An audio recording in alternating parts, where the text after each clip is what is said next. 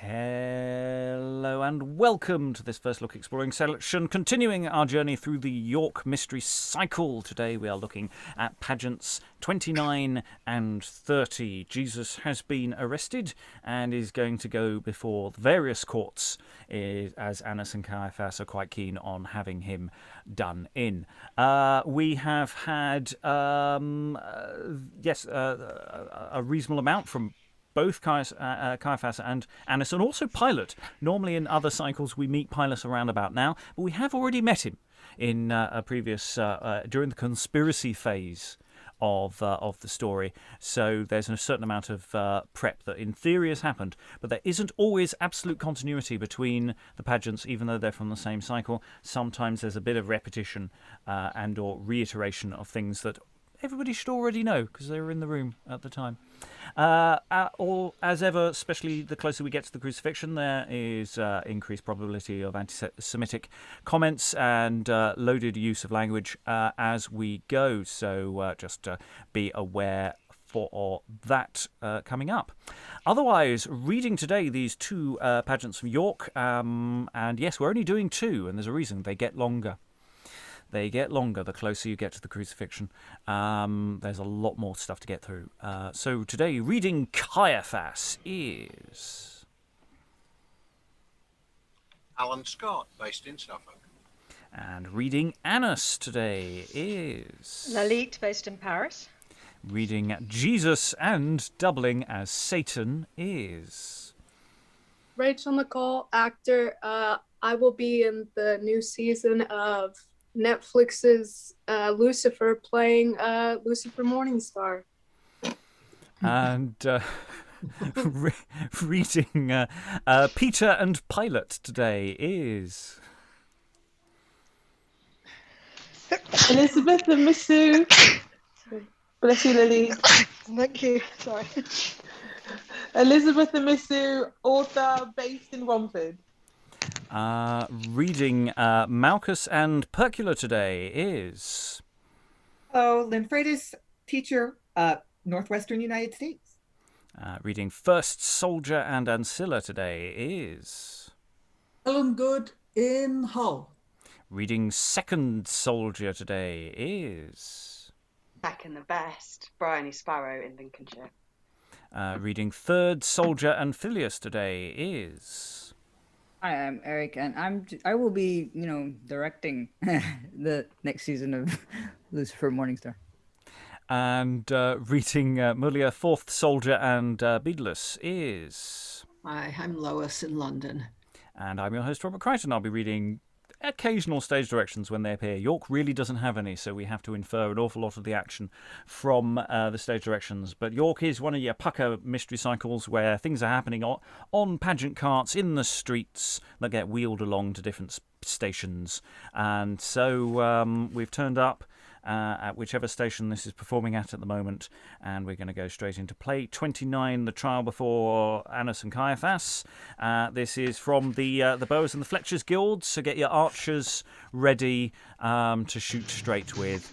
Caiaphas starts the pageant.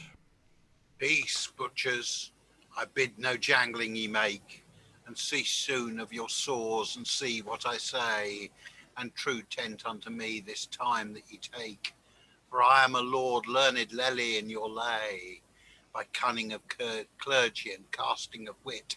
Full wisely my worlds I wield at my will, so seemly in seat me seems for to sit, and the law for to learn you, and lead it by skill right soon. What white so will aught with me, full friendly in faith am I found. Come off, do tight, let me see, how graciously I shall grant him his bone. There is neither lord nor lady learned in the law, no bishop, no prelate that proved is for price, nor clerk in the court that cunning will gnaw, with wisdom may make were him in world is so wise. I have the rank and the rule of all the royal, to rule it by right as reason it is. All doomsmen on these, or for doubt to doubt me, that has them in bandom for bale or in bliss. Wherefore take tent to my tales and louts unto me, And therefore, Sir Knights... And here we have a question. It's not a missing bit of the text. It's an interpretation question. Either the first soldier says the next word, or Caiaphas says it and then continues speaking. We're going to go with the interpretation where the first soldier says this one word. Lord? I charge you, challenge your rights to wait both by day and by night of the bringing of the boy into bail. Yea, Lord, we shall wait if any wonders walk, and frain how your folks fare that are forth run. We shall be bane at your bidding, and it not to balk if they present that boy in a band bound.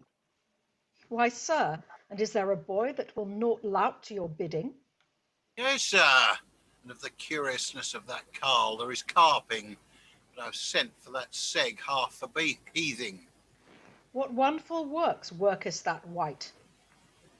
Sick men and sorry he sends sick a healing, and to lame men and blind he sends their sight. Of crooked cripples that we gnaw, it is to hear great wondering, how that he heals them all on raw, and all through his false happening. I'm sorry of a sight that eggs me to ire. Our law he breaks with all his might, that is most his desire. Our Sabbath day he will not safe, but is about to bring it down, and therefore sorrow must him have. May he be catched in field or town, for his false steven. He defames foully the Godhead, and calls himself God, Son of Heaven. I have good knowledge of that knife. Mary me means, his mother hight, and Joseph his father, as God me safe, was kid and known well for a wight. But one thing me marvels mickle over all, of diverse deeds that he has done. With witchcraft he fares withal, sir, that shall ye see full soon. On nights they are forth went to take him with a tray. But this I hold him shent, he cannot wend away. Would ye, sir, take your rest? This day is common on hand, and with wine slake your thirst. Then durst I well warrant ye should have tithen soon of the knights that are gone, and how that they have done to take him by a train, and put all thought away, and let your matters rest. I will do as ye say. Do get us wine of the best. My lord, here is wine that will make you to wink. It's a liquor full delicious, my lord, an you like. Wherefore I rede dreely a draught that ye drink. For in this country that we know, I wis there is none silk. Wherefore we counsel you, this cup savourly for to kiss. Do on daintily and dress me on these, and Hendley Hill on me happing, and warn all wights to be in peace, for I'm late laid unto napping. My lord, with your leave, and it like you, I pass. Adieu, Beyond, as the matter is. Sir Knights, do keep this boy in hand, for I will go wit what it may mean, why that young wight was him follow, and early and late, morn and e'en. He will come near, he will not let. He is a spy, I warrant, full bold. It seems by his semblance he had liever be set by the fervent fire to flame him so cold. Yeah, but an ye wist as well as I what wonders that this wight has wrought, and through his master's sorcery, full derfly should his death be brought. Dame, we have him now at will that we have long time sought. If other go by us still, therefore we have no thought. It were great scorn that he should scape without he had reason and skill. He looks lurkened like a nape. I hope I shall haste me him till. Thou, caitiff, what moves thee stand so stable and still in thy thought? Thou hast wrought mickle wrong in land, and wonderful works hast thou wrought. Ah, Laurel, a leader of law, to set him in sway thou hast sought. Stand forth, and thrust in yon thaw, thy mastery thou bring unto naught. Wait now, he looks like a brock, were he in a band for to bait, or else like a nowl in a stock, full privily his prey for to wait. Woman, thy words and thy wind thou not waste. Of his company never I was kenned. Thou haste thee mismarked, truly be trust. Wherefore of thy miss thou thee amend? Then gainsayest thou here the saws that thou said, how he should claim to be called God's son? And with the works that he wrought, whilst he walketh in this flood, vainly at our bidding alway to be born? I will consent to your saws. What should I say more? For women are crabbed, that comes them of kind. But I say, as I first said, I saw him never are, but as a friend of your fellowship shall ye me find.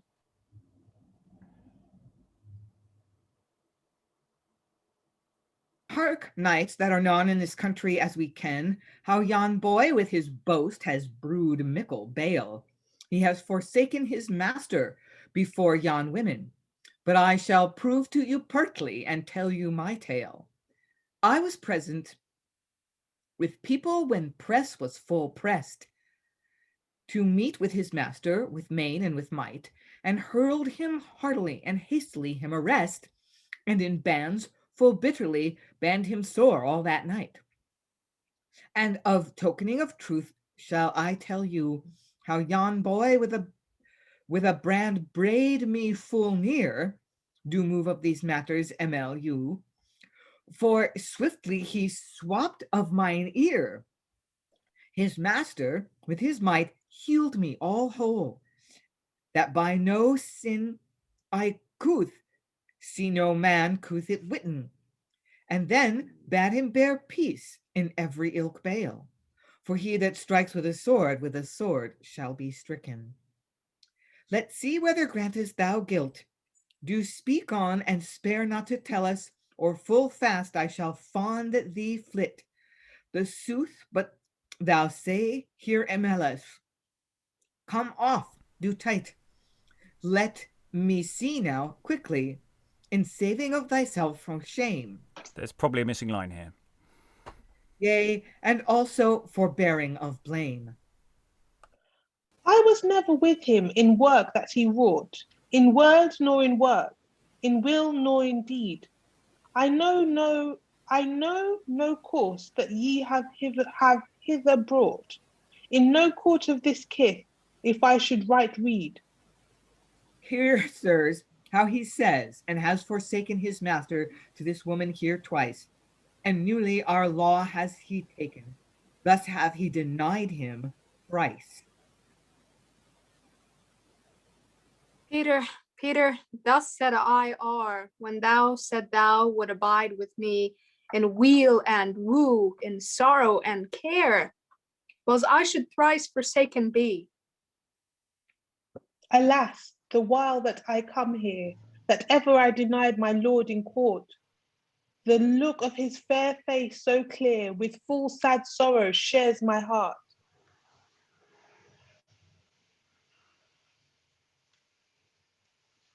Sir Knights, take keep of this carle and be conned, for because of Sir Caiaphas we know well his thought. He will reward us full well, that dare I well warrant, when he weet of our works, how well we have wrought. Sir, this is Caiaphas' hall here at hand. Go we boldly with this boy that we have here brought. Nay, sirs, us we must stalk to that stead and full still stand, for it is now the night if they nap aught. Say, who is here? Say? Who is here? I, a friend, well known in this country for a night. Goes forth on your ways, may ye wend, for we have harboured enough for tonight. Goes aback, besouches, ye both are to blame. To board when our bishop is bound to his bed? Aye, sir, 'twere worthy to welcome us home. We have gone for this Warlow, and we have well sped. Why, who is that? The Jews' king, Jesus by name. Ah, ye be welcome, that dare I well wed. My lord has sent for to seek him. Oh, see here, the same.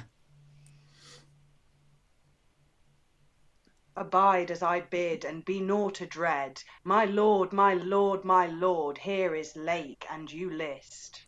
Peace. We'll just pause there because we'll pause mid because there's an awful lot going on here. For one relatively small pageant wagon, there's an awful lot of stuff going on here. We start with Annas and Caiaphas, going right. Have we got the guy? We've probably got the guy. The guy's. We can bring you the guy. We then shift to Peter. Denying Christ, which coincides with Christ presumably wandering by with the soldiers, and then the soldiers going, right, we're back, we've got him, and so the fourth and third soldier having been sent, and there. So how that all is functioning, there's all sorts of possibilities there. That's really interesting. In I say with the available space and using street level possibly for elements of this, how that all foots together. It's a really interesting question. Alan. Yeah, I think that certainly the sections with the soldiers, Christ with Peter and the Mulier, would be at street level rather than up on the pageant wagon. Or that the pageant wagon has some sort of steppedness to it. Yeah. That there's a sort of inner and outer area. Level. Yeah. That would seem to make more sense of it, wouldn't it? Well, it's the fact that Caiaphas and Annas look like they're going off to have some wine. So the majority of the pageant cart is presumably free, but how people get on and off the acting area, the raised acting area, is a sort of open question. I mean, the advantage is that there's probably some modern performance experimentation that actually will be able to tell us options for this. But we'll continue it in the room for the moment. Lois. Yeah, it looks like the same business that we had with Judas having to get into the presence of Pilate and the others in the earlier pageant. I mean, this is the third and fourth soldiers who are bringing Jesus to them, and then the first and second are acting as sentries, I think, and trying to guard Caiaphas. Don't wake him up. Yeah, he's just at the wine. You don't have him after the wine. First cup, that's okay. Second, third, less so. He's rested as a newt. Yeah. Other thoughts, Lynn? I'm kind of enjoying the expansion of the episode of the soldier whose ear is cut off and then Jesus heals him. That he's back in this in this scene, which I don't think is scriptural. Where Peter's like, "No, I never saw him before," and the guy's like, "Dude, you totally cut off my ear and you put it back. You're such a liar." Yeah. Yeah, and it's nice to have a bit of expansion because the earlier one didn't really linger on the whole ear thing, or at least it didn't in terms of what people were saying. So that Malchus gets a lengthy speech about the experience is quite nice, and maybe speaks to the continuity. We were talking about discontinuities last time, but actually that there is some continuity going on. I'll go to Helen, then Lois. Among the Losels and Lurdens, there's quite a lot of boys here as a term of abuse, which is it's always nice to see that youth was regarded as vastly inferior to age. Okay, I was wondering if it's just like it was for the alliteration, but as a sort of term of condescension that makes much more sense. Okay. Oh, I'm sure it's both. And it's part of the repertoire. And sometimes word choices are a little, playful on that level of just going, well, that's the word we've got available, or can we shift the meaning of a word? Can we make it work to the rhyme scheme? Well, if we lop the end off the word that we wanted to say, and just so that it rhymes, and by adding a different ending on, that's fine. That's fine. Language is much more playful. Lois, then Alan. Yeah. Yeah, I suppose it's pejorative in the same way that lad is later on. What I was going to say was just that the Malchus business seems to be, every bit of the Bible, of course, was gone over with a fine-tooth comb and interpreted like mad. And I guess somebody realized that if Malchus was a soldier, then he would presumably still have been there when they got to the next bit of the story, which is usually located in a different place. I mean, it's not in the garden anymore. They're now in the high priest's house or something. And therefore that he would be in a position to say something, although he doesn't in the Bible. I mean, it's just interesting to see people developing, dramatic ideas out of a very small amount of material. Yes, nature abhors a vacuum. If you've got a character, you can just quietly keep in play and just add a little bit too. That's inevitably what happens. Yeah, Alan. Yeah, it also would appear that the Mulier is female. Yes, Yeah, that's yeah. what it means. Yes. It's Latin for woman. Ah, right. That's where I hadn't picked up because I never had the Latin for the judging. Yeah. Yes, no, it's an important point for tweaking later on to make some of those much more explicit. I mean, it's like I've gone for fourth soldier, but it could be or soldiers, but it could be translated as knights or whatever. So some things I've updated or tweaked, and some things I haven't. Usually on a whim, like there's a system. Okay. We are midway through this one, so unless anyone has any additional thoughts, we will move on. I'll ask second soldier, could you reprise your last line of "My lord, my lord, my lord"? Because you go to Caiaphas and presumably wake him up from his post wine stupor. My lord. I'm lost. Oh, it's just the line before. I know it's just the line before, but I'm still lost. Oh, we're on page give 26. me some words to search. My lord, my lord, my lord, my lord. Yeah, there'll be capitals there. Give me something sensible, something easy. Abide as I bid and be not dread.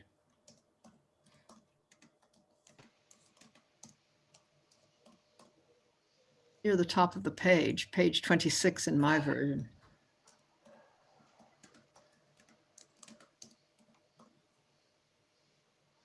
I got it. Thank you very much. My lord, my lord, my lord, here is Lake, and you list. Be slow, souls, lest ye be nice. My lord, it is well an ye wist. What, naming us no more, for it is twice that take us none heed to the haste that we have here on the hand. Go frain how our folk fares that are forth run. My lord, your knights has cared as ye them command, and they have fallen full fair. Why, and is the full fun? Yeah, lord, they have brought a boy in a band bound. Where now, Sir Anna, that is one and able to be near? My lord, with your leave, me behoves me to be here. Ah, sir, come near and sit we both in fear. Do, sir, bid them bring in that boy that is bound. Peace now, Sir Anna, be still and let him stand, and let us grope if this game be graftly begun. Sir, this game is begun of the best. Now he had no force for to flee them. Now, in faith, I am fain he is fast. Do lead in that lad. Let me see then. Lo, sir, we have said to our sovereign, goes now and sue to himself for the same thing. My lord, to your bidding we are buxom and vain. Lo, here's the belcher that brought that ye bade bring. My lord, fans now to fear him. Now I am fain, and fellows, fair mote ye fall for your finding. Sir, and ye trow they be true without in any train, bid them tell you the time of the taking. Say, fellows, how you ent ye so neamly by night? My lord, there was no man to mar us, nay mend us. My lord, we had lanterns and light, and some of his company kenned us. But say, how did he, Judas? Sir, full wisely and well, who marked us his master among all his men, kissed him full kindly his comforted kell, because of a countenance that call for to ken.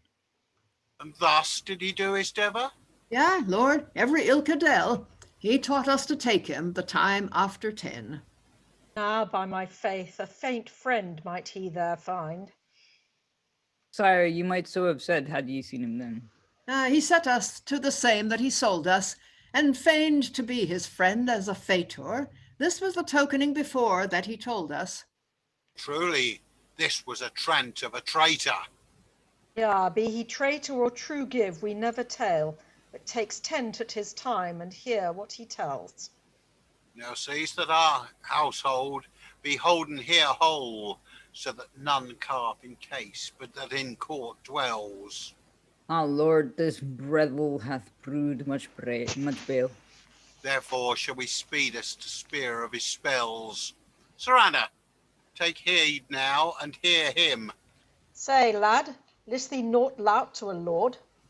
No, sir, with your leave, we shall lure him.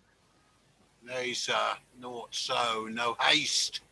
'Tis no bird to beat beasts that are burn, and therefore with fairness first we will him thrust, and sit and further him forth as we have fun, and tell us some tales truly to trust. Sir, we might as well talk till a tone. I warrant him witless, or else he is rang rust, or else he waits to work as he was our one. His one was to work, mickle woe, and make many maestries Mellus. And some shall he grant or he go, or must you tent him and tell us? My lord, to wit the wonders that he has wrought, for to tell you the tent, it would our tongues tear. Since the boy for his boast is into bail brought, we will wit or he wend how his works were. Our Sabbath, they say, saves he right naught, that he should hallow and hold full dine and full beer. No, sir, in the same feast as we the sought, he salved them of sickness on many sides, sir. What then? Make them greatly to gang?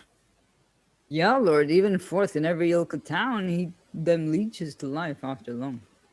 Ah, this makes me by the mights of Mahomet. Sir, our stiff temple that made is of stone, that passes any palace of price for to praise, and it were down to the earth and to the ground gone, this rebel he rouses him wrathfully to raise. Yeah, Lord, and other wonders he works great one, and with his loud leasings he loses our lays. Go, allouse him and Levis then, and let me alone, for myself shall search him, and hear what he says. Hark, Jesus of Jews will have joy to spill all thy sport for thy spells. Do me, fellow, of thy friends that fed thee beforn, and second, fellow, of thy fair further will I frain. Do neverness lightly, his language is lorn. My lord, with your leave, him likes for to lane, but he should scape scatheless, it were full scorn, for he has mustered among us full mickle of his mane. Malchus, your man, lord, that had his ear shorn, this harlot full hastily healed it again. What? And list him be nice for the nonce. And here's how we haste to reheat him.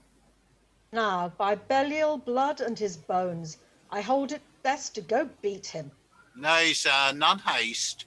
We shall have game ere we go. Boy, be not aghast if we seem gay. I conjure thee quite kindly and command thee also, by great God that is living and last shall lay, if thou be Christ, God's son, tell us too.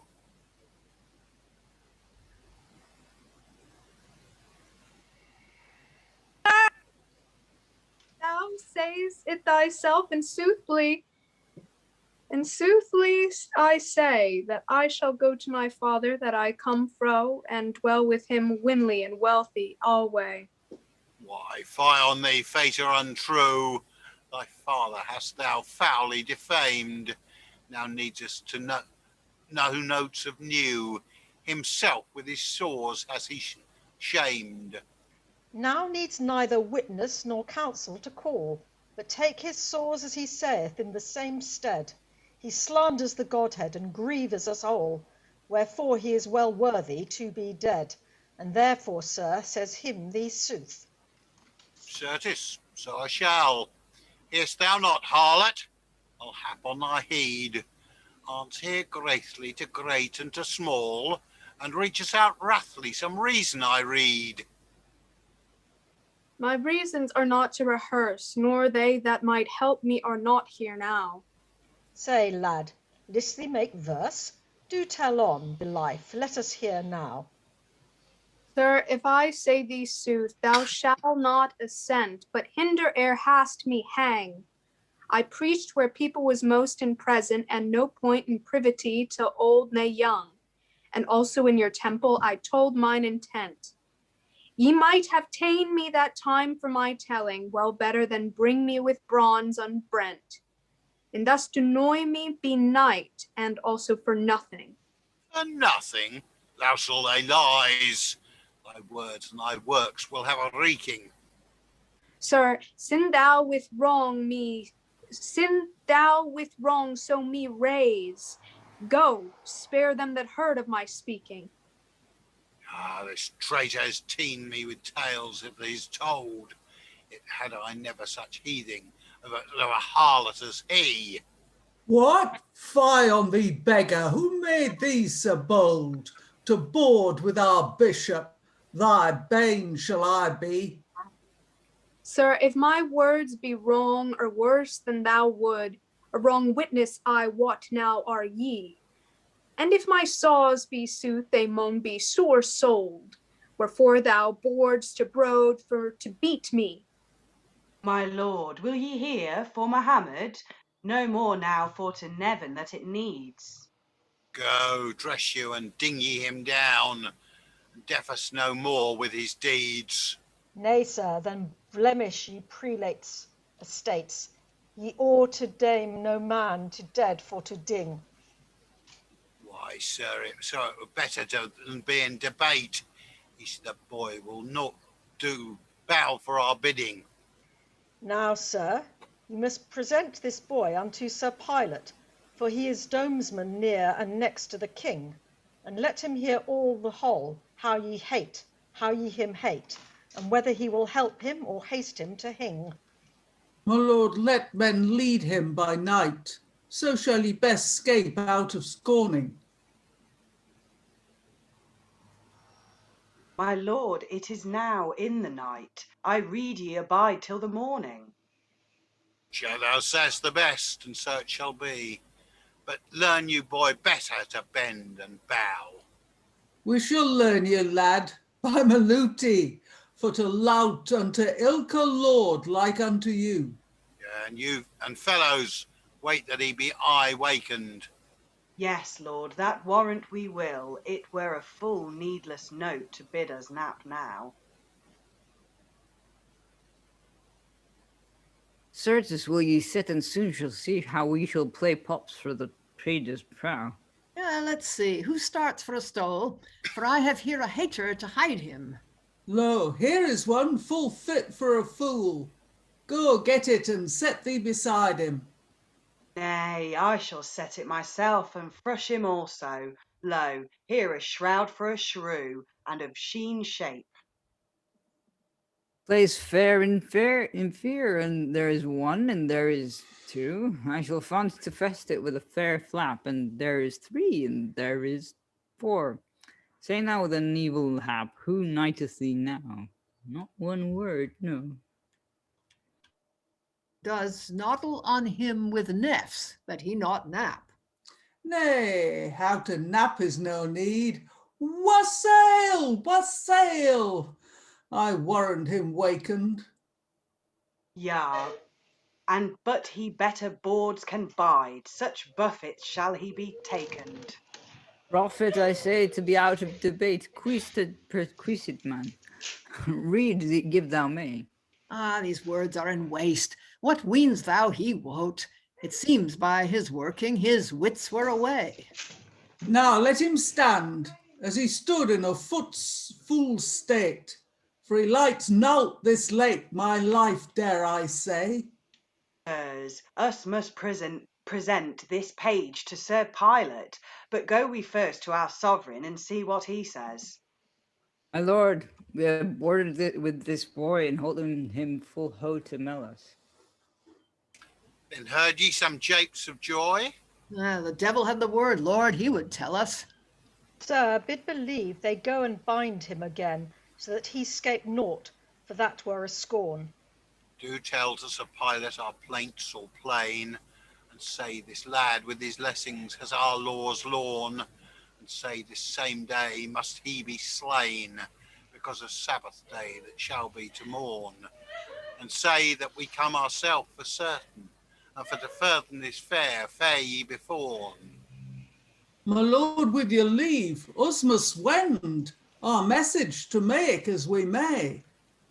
Sir, your fair fellowship we betake to the fiend. Goes one now and dance forth in the devil way. And thus we come to the end of the first on-stage torture session, as it were. Yes, it's going well with Jesus there. Jesus actually does say something. And then we get to the buffeting. So it looks like they put a hood or something on over his head, and then they're beating him. It looks like he loses consciousness at one point, at which point someone screams in his ear, "Wassail, wassail," to wake him up. We've got a rather nasty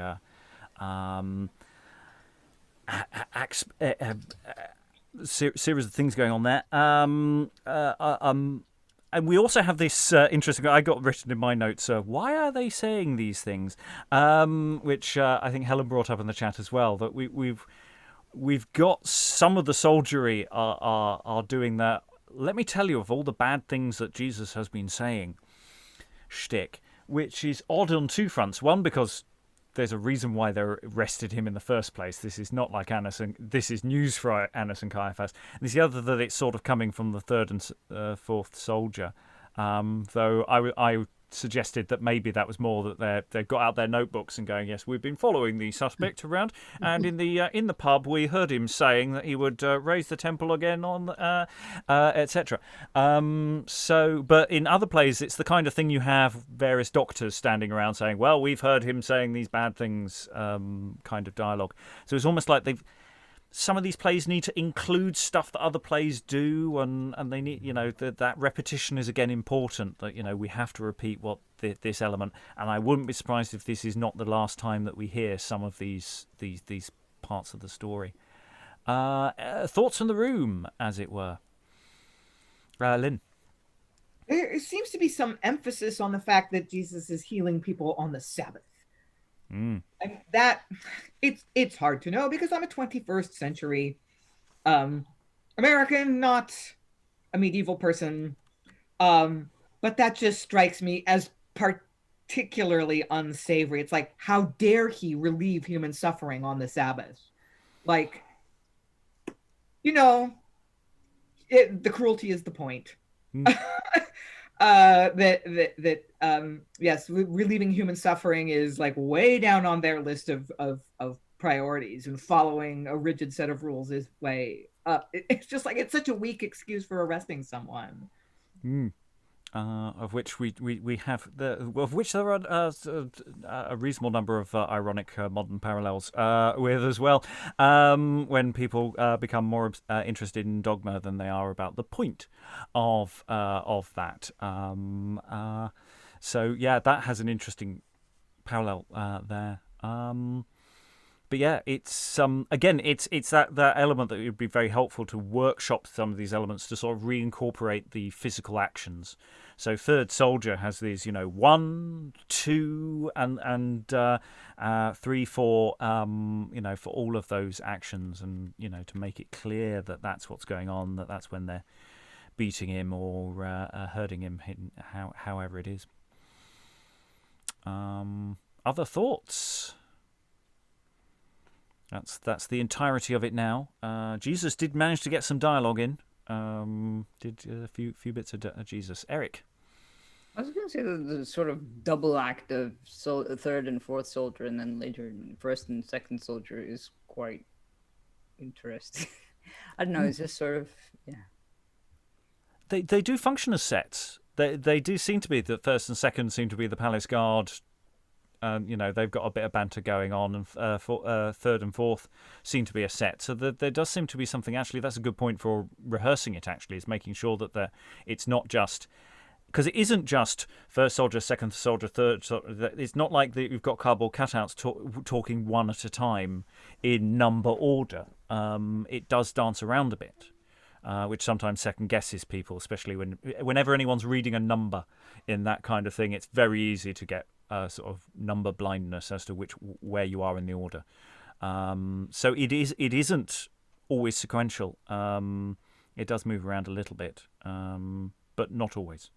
Actually, no, looking at it, it does look quite sequential, actually. There does seem to be, maybe there is a system to it. Okay, maybe I was just talking nonsense there. Alan. I think actually you've got a third double act in there, which is the Annas and Caiaphas. And I think what you're guessing is in each of those pairings, you're almost guessing it's not a good cop, bad cop situation. It's a bad cop and worse cop. Yeah, I don't think you ever see Caiaphas and Annas alone, apart from at the very beginning of End Town. You know, before they meet up. You know, they are a double act essentially. You know, one is I think Annas is supposed to be the elder of the two. I think it's that way around. They do have a relationship, but there is you know, additional data outside of this text that you can infer all sorts of questions about how their power dynamics function. I think Annas is supposed to be the more loyally of the two, but I could be wrong. I don't know whether that appears in this text. Yeah, Caiaphas is more the hothead, I think. Yeah, that tends to be the way I've noticed in other plays, but whether it functions that way here or not, whether you can really put a cigarette paper between them in terms of their overall viciousness is an interesting question. Other thoughts, Helen? Yeah, if you're talking about Annas and Caiaphas, I think Caiaphas was the high priest, and Annas was his possibly older deputy. But I think the fact that Caiaphas has a lot more text than Annas shows their relative status. And it's Caiaphas who is brought the wine. I mean, I'm wondering whether Caiaphas's bad temper is due to hangover. Yeah. On the other hand, trying to play that with all the alliteration in there would be slightly tricky. You know, I've got enough trouble cold sober getting my tongue around some of the alliterations in there. Yeah, because I mean the wine doesn't seem to have a plot function here. And I don't think it's in the Bible. I have no memory of Caiaphas enjoying a drink. I think it's probably just to get them off stage. I think it's as simple as that. It's simply an excuse for them to go into the back of the pageant cart or something so that they've cleared enough room for everybody else.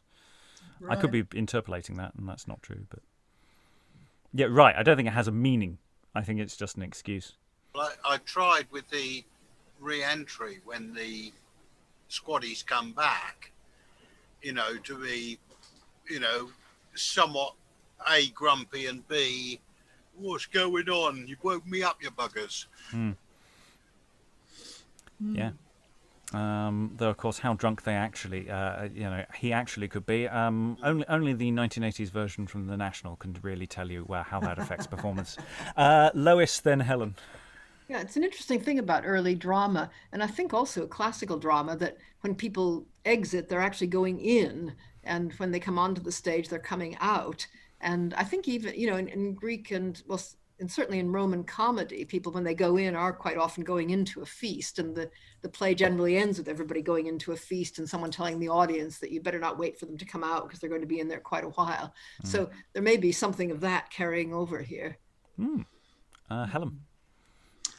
Yeah, there was one thing I noticed about First and Second Soldier. They have a disagreement on tactics. Should we take him now in the dark, or should we wait till the morning? And the first soldier says, it had better be at night. And the second soldier says, nah, I rede ye abide till the morning. And I'm not entirely sure which one wins, but I presume it's the first, but I don't know. But it's quite interesting that they have a tactical discussion. Also, because it doesn't really have anything to do with them. It's the Annas and Caiaphas have a timetable here. They want it done now. So yeah, it's an odd little moment, isn't it? Yeah. But I mean, it gives first and second what I think nowadays people call agency. Lois.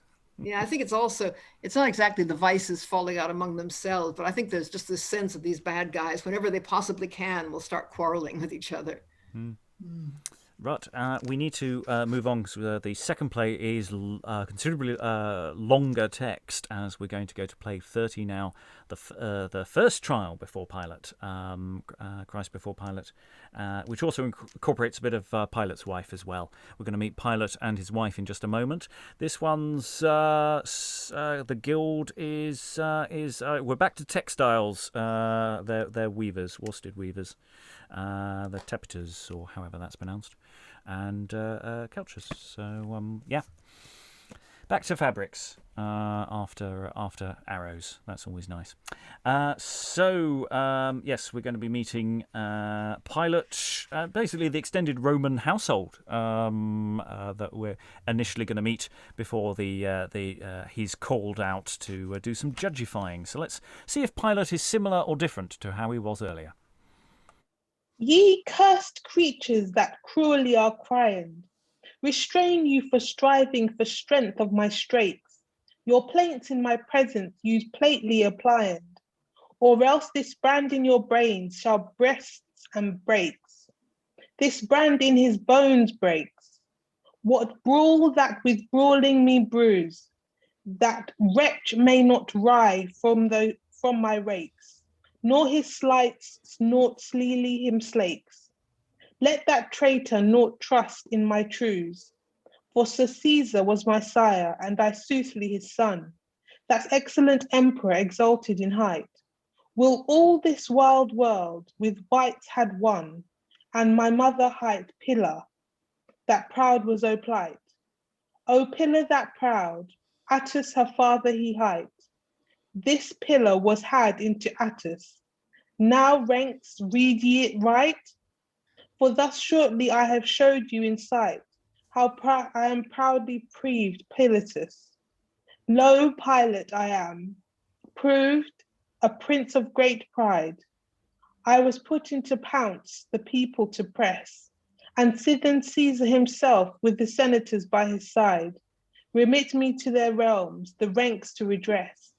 And yet am I granted on ground, as I guess, to justify and judge all the Jews. Ah, love, here lady, no less. Lo, sirs, my worthy wife, that she is, so seemly low, certain she shows. Was never judge in this Jewry of so jocund generation, nor of so joyful genealogy to gentries enjoined, as ye, my Duke Doughty, Demar of damnation, to princes and prelates, that your precepts purloined. Who that your precepts pertly purloined, with dread into deed, shall ye drift him? But my truth, he untruly is throned, that against your behests has honed. All to rags shall ye rent him and rive him.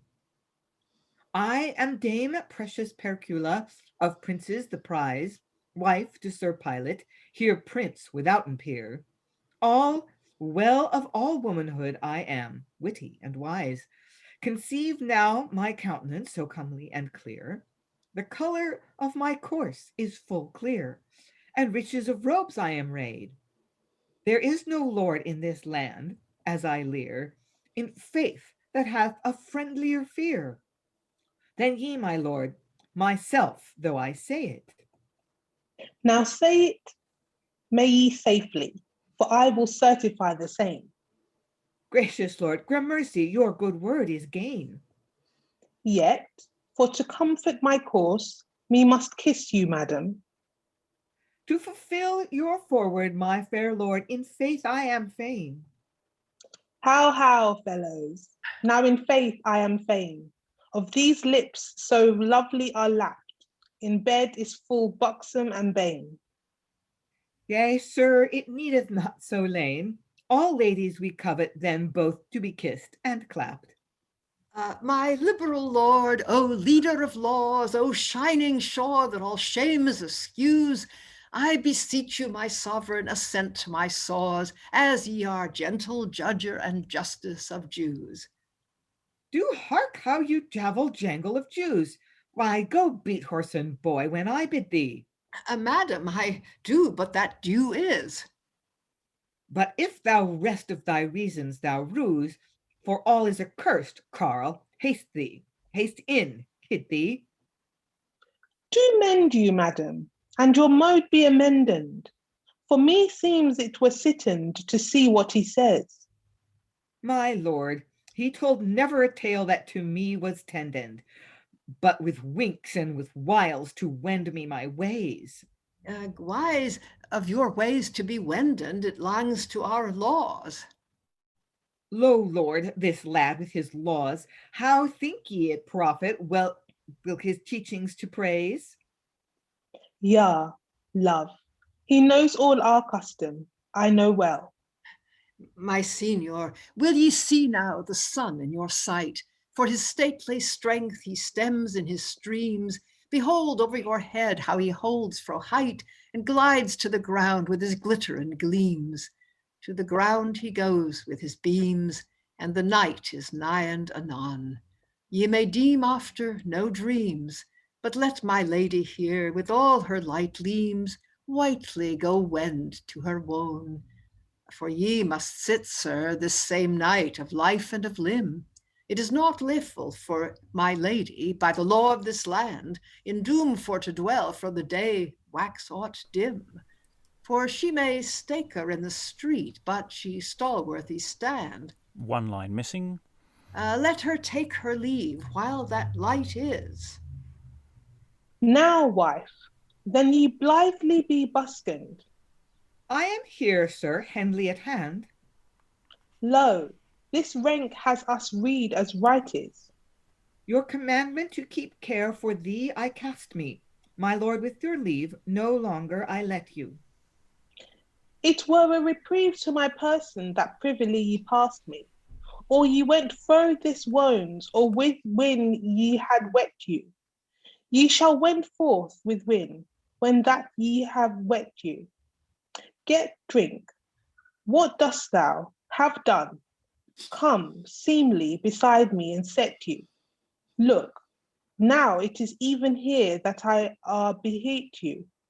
Yea, say it now sadly and soon. It would glad me, my lord, if ye goodly begin. Now I assent to your counsel, so comely and clean. Now drink, madam, to death all this din. If it like you, mine own lord, I am not to leer. This lair I am not to leer. Yet eft to your damsel, madam. In thy hand hold now and have here. Gramercy, my lady so dear. Now, fares well, and walk on your way. And there might be a couple of lines missing here, there might not. Now farewell the friendliest, your foeman to fiend.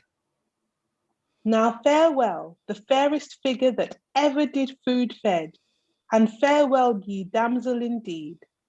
My lord, I commend me to your royalty. Fair lady, here is shall you lead. Sir, go with this worthy indeed, and what she bids you do, look that buxom you be.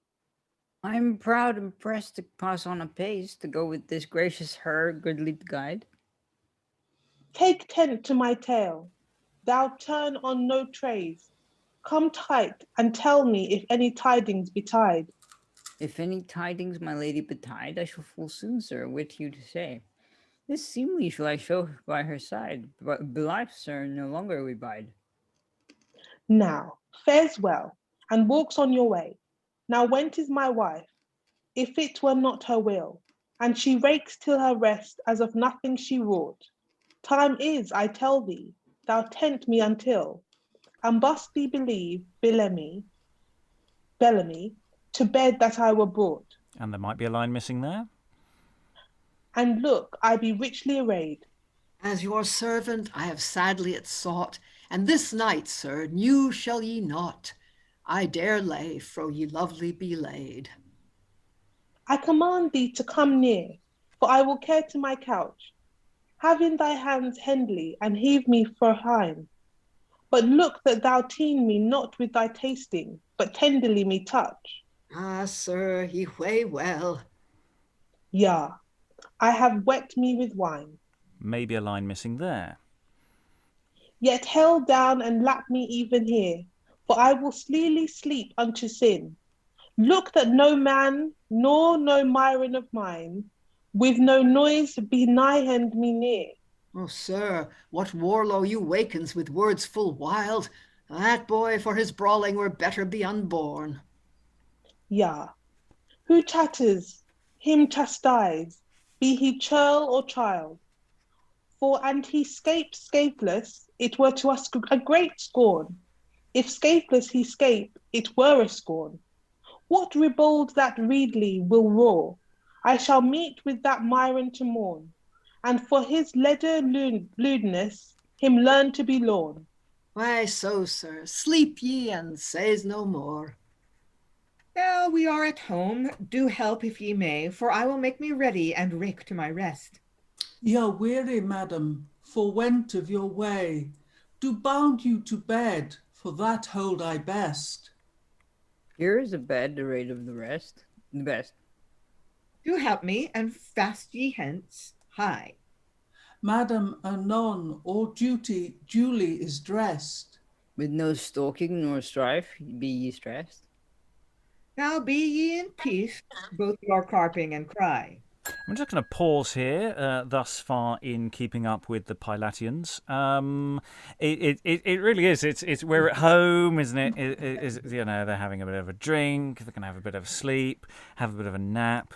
Nobody better wake Pilate up or his wife. That will be bad. They want to have a decent nap time. It's really interesting that we're sort of getting this home life, as Eric just said in the chat. Lois, thoughts? Yeah, it's really high comedy, isn't it? I mean, these very posh people doing their little flirting and drinking together and so on. Something else I've been noticing in this section is that we're getting a different sort of rhyming. I'm pretty sure we haven't had as many feminine rhymes before. You know, rhymes where the stress is on the next to last syllable instead of the last syllable. There are quite a lot of passages that really sing along. And there are also these funny five-line stanzas and that funny repetition, you know, a short line repeating the rhyme word from the previous line. I think we've got a different author here, or somebody who's having fun with writing it. Yeah, and there does seem to be some lots of discussion in the notes I've been looking at about just how this is structured in terms of its versification and what's going on here. So yeah, it's definitely something going on. Absolutely, and yeah, it gets quite steamy at one point. That's getting quite.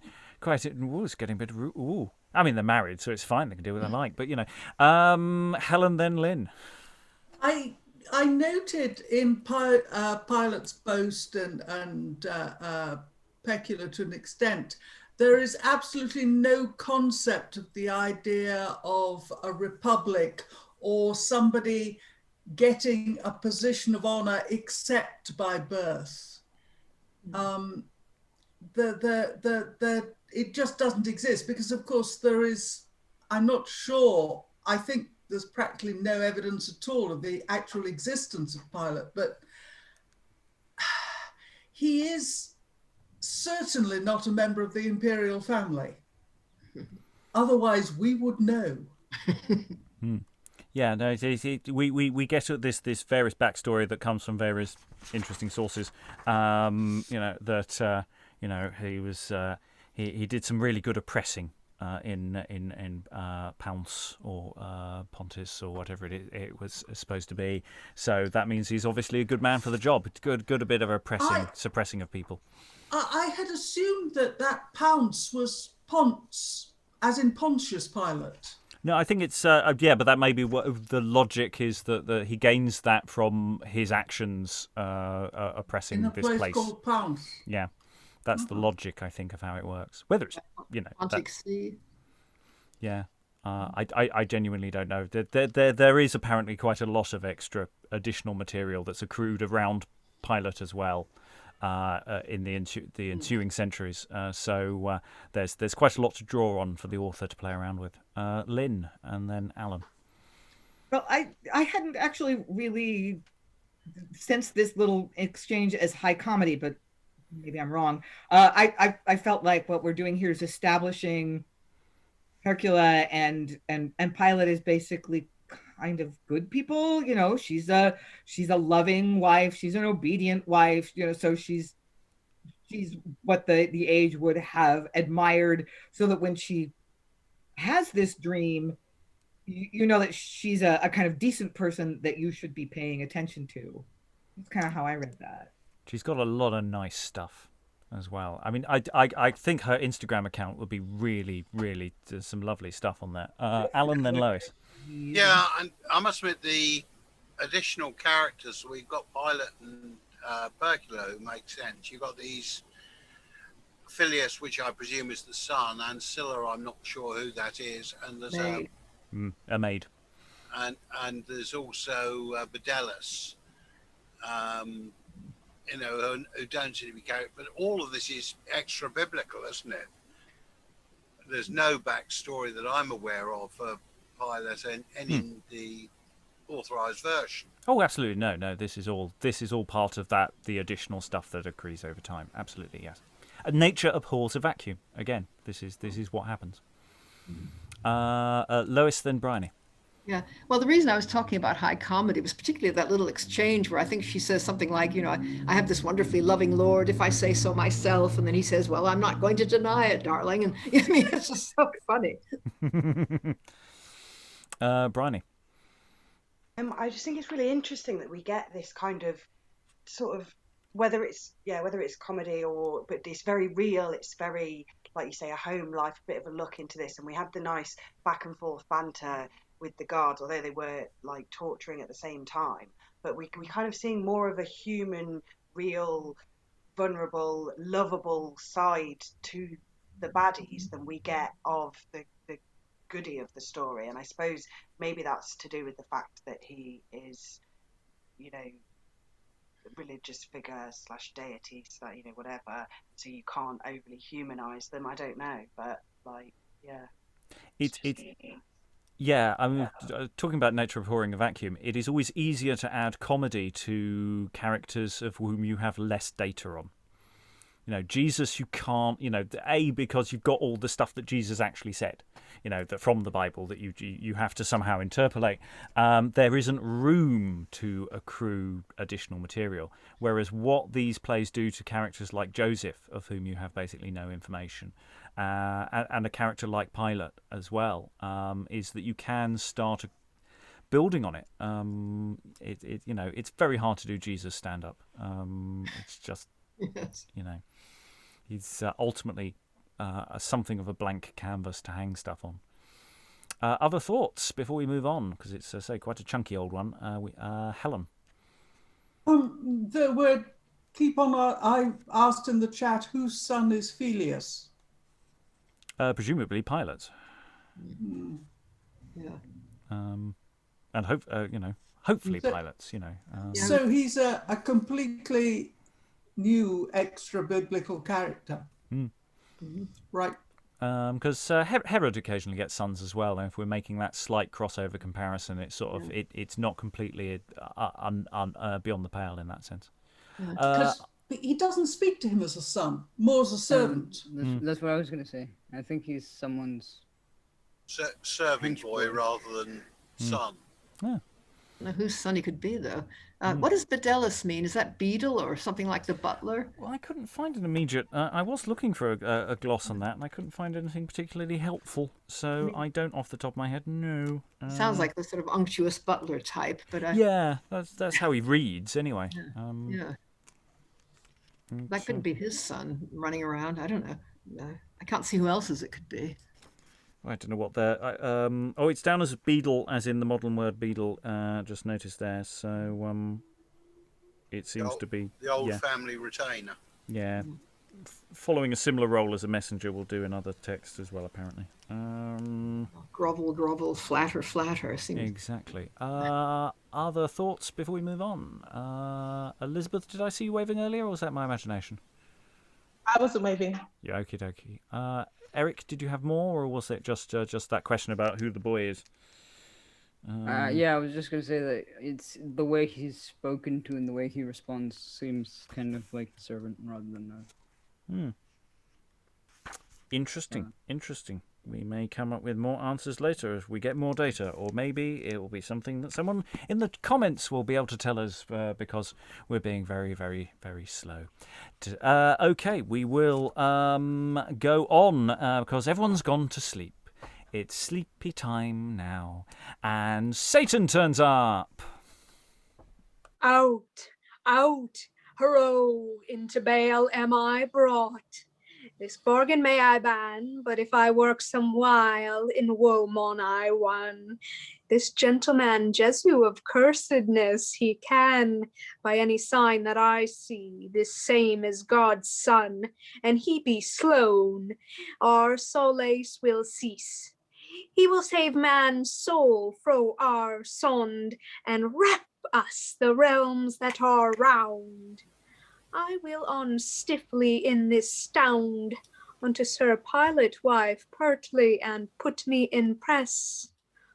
O woman, be wise and ware and wan in thy wit. There shall be a gentleman Jesu unjustly be judged before thy husband in haste and with harlots be hit. And that doughty today to death thus be dighted, Sir Pilate, for his preaching, and thou with need shall ye namely be noyed. Your strife and your strength shall be stroyed, your riches shall be reft you that is rude with vengeance, and that dare I avow. Ah, I am dretched with a dream full dreadfully to doubt. Say, child, rise up readily, and rise for no rest for no rue.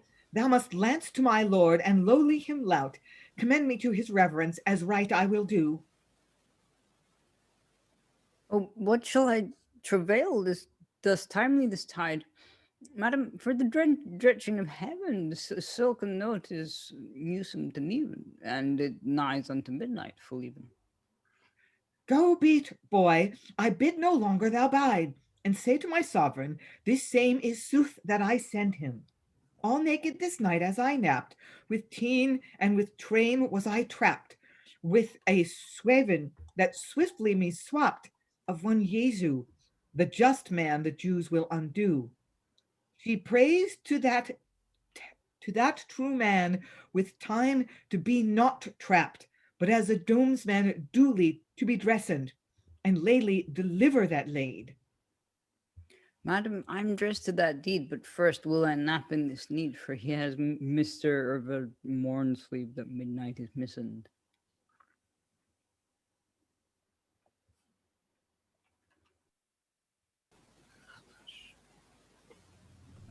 Annas is muted as we have the return of Annas and Caiaphas.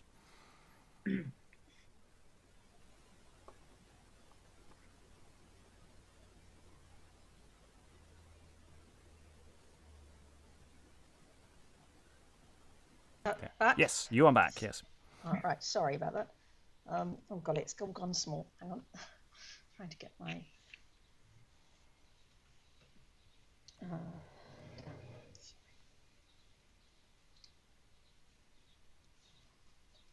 Sorry, the page is jumping around.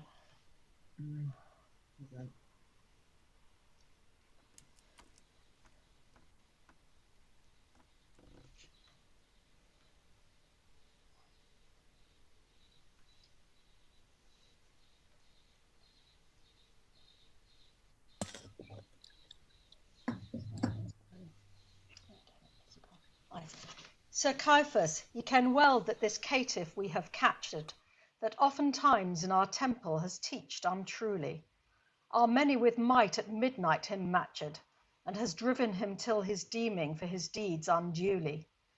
Wherefore I counsel that kindly we carry unto Sir Pilate, our prince, and pray him that he for our right will array him, this fator, for his falsehood to flay him, and for fro we say him the sooth, I shall sit him full sore.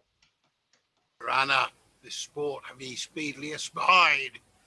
As I am pontifical prince of all priests, we will press to Sir Pilate and present him with pride, with this harlot that has hewed our hearts for our breasts through talking of tales untrue. And therefore, Sir Knights,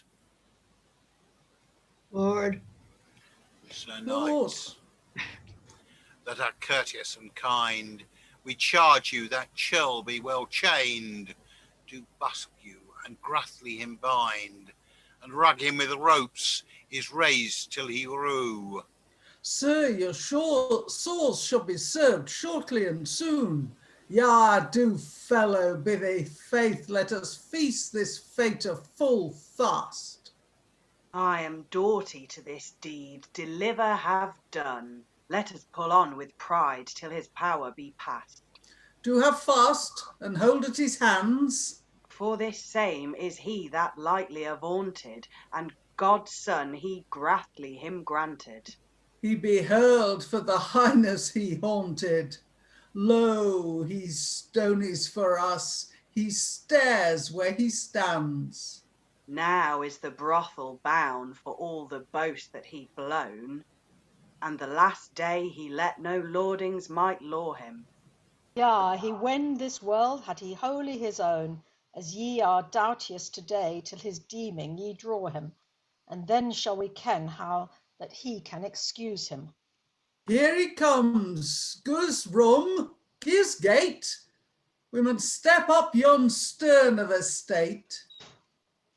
We must yappily wend him in at this yate, for he that comes to court to curtsy must use him.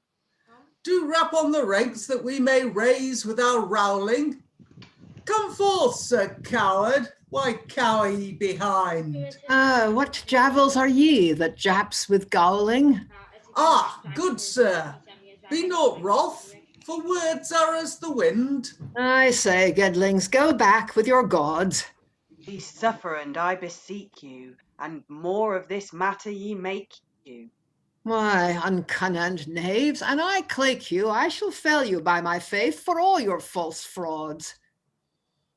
Hey, child, I'll chief you. What churls are so clatterand?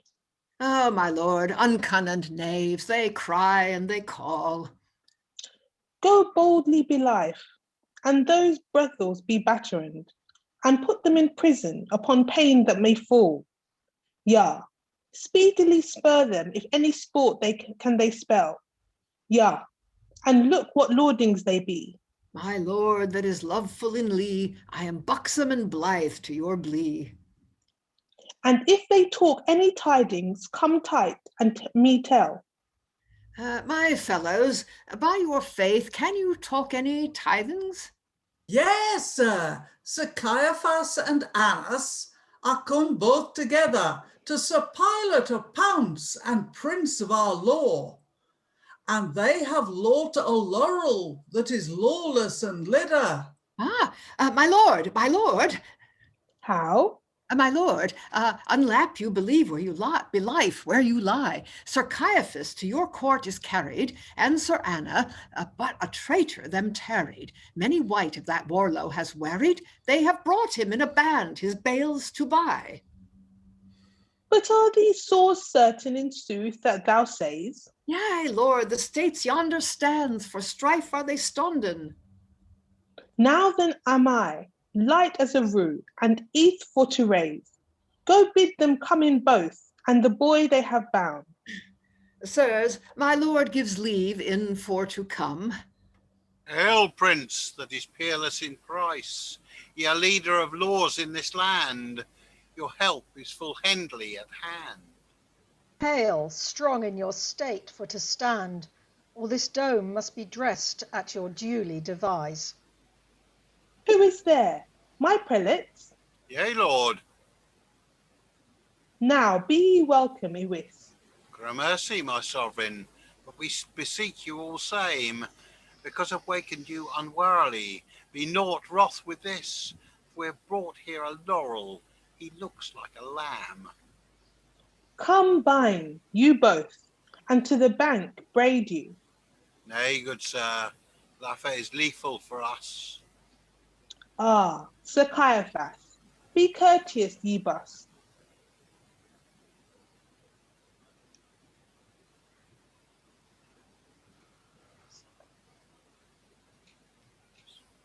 Sorry.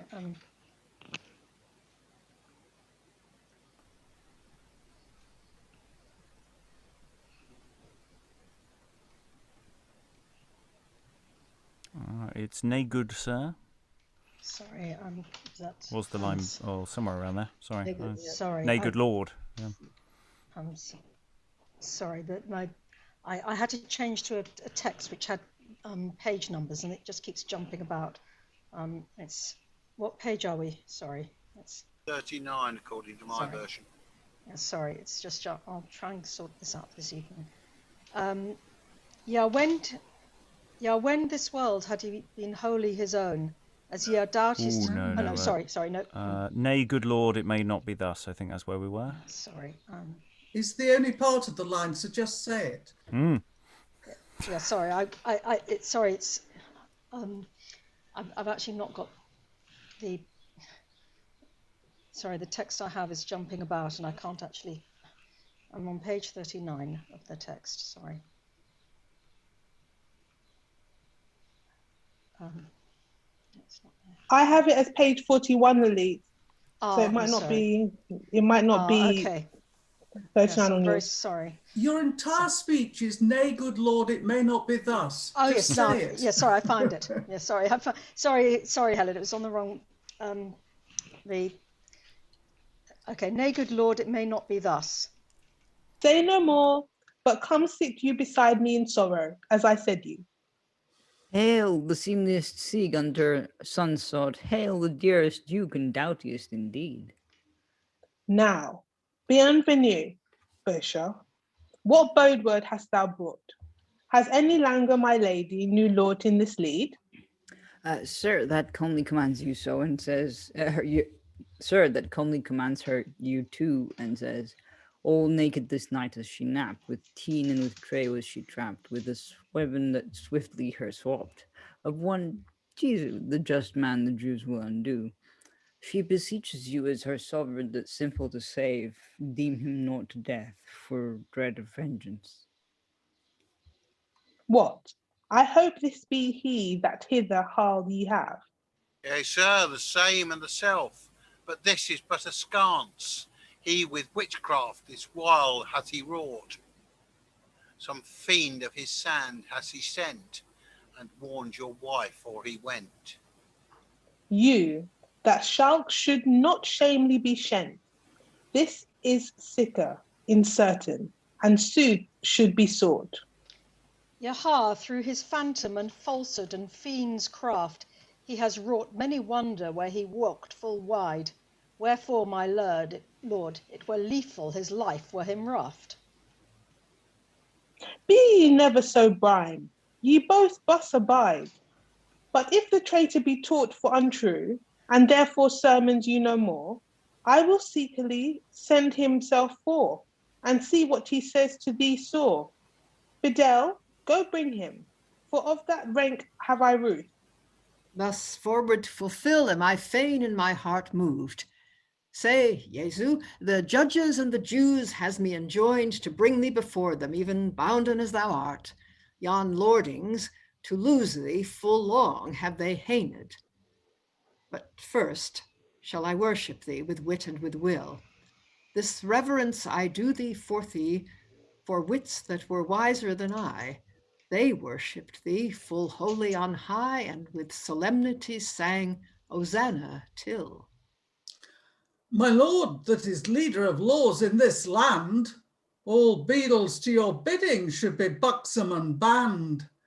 And yet this boy, here before you, full boldly was browned to worship this warlow. Methink we work all in vain.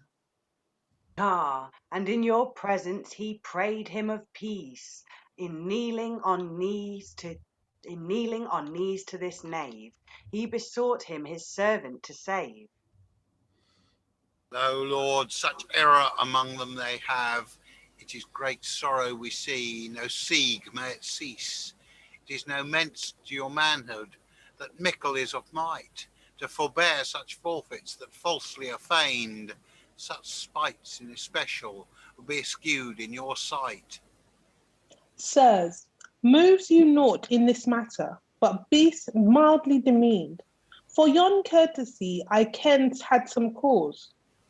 In your sight, sir, the sooth shall I say, as ye are prince, take heed, I you pray. Such a lurden unlayly dare I lay, many lords of our land might lader through our lords. Say, Loizel, who gave thee leave so for to lout to yon land, and solace him in my sight so seemly that I saw? Ah, gracious lord, grieve you not, for good case I had. Ye commanded me to care, as ye kenned well and gnaw, to Jerusalem on a journey with seal, and then this seemly on an ass was set, and many men mildly him met. As a god in that ground they him greet, well seamaned him in way with worship leal. Hosanna, they sang, the son of David. Rich men with their robes they ran to his feet, and poor folk fetched flowers of the frith, and made mirth and melody this man for to meet. Now, good sir, be thy faith. What is Hosanna to say? Sir, construe it we may by language of this land, as I leave. It is as much to me for to move your prelates in this place can it prove, as our Saviour and Sovereign, thou save us, we pray. Lo, signors, how seems you? The sooth I you said. Yea, Lord, this lad is full lighter. Be this light. His sores were searched and sadly assayed. Save your reverence, his reason they reckon naught with right. This caitiff thus cursedly can construe us. Sirs, truly the truth I have told of this wight ye have wrapped in mould. I say, harlot, thy tongue shouldst thou hold, and naught against thy masters to move thus. Do cease of your segging, and I shall examine full sore. Sir, deems him to death, or do him away. Sir, have ye said? Yaha, lord. Now go set you with sorrow and care, for I will lose no lead that is leal to our law. But step forth and stand up on height, and busk to my bidding, thou boy, and for the nuns that thou never us annoy. So I am here at your hand to hallow ahoy. Do move of your master, for I shall mell it with might. Cry oyas. Oyes! Yet est by thy faith. Oyes! Yet louder that ilk laid may lie.